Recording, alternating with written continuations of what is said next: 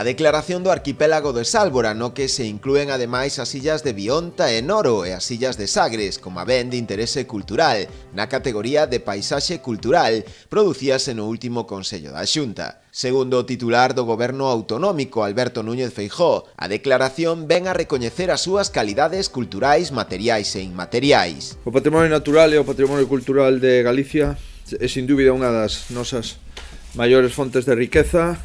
Para reforzar esta fonte de riqueza, o Consello da Xunta acaba de aprobar a declaración do arquipélago de Sálvora como ben de interés cultural na súa categoría de paisaxe cultural.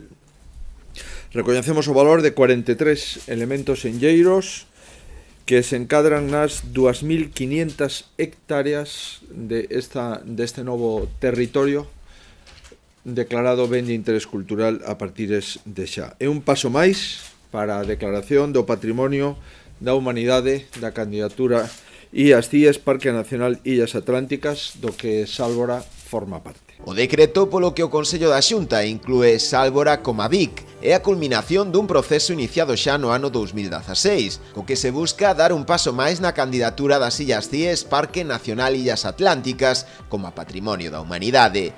A declaración Vic do arquipélago de Sálvora protexe a un total de 43 elementos, nos que se inclúen, ademais da capela ou o propio faro, camiños, pozos ou hórreos, garantindo así as condicións de conservación e protección dos seus valores culturais.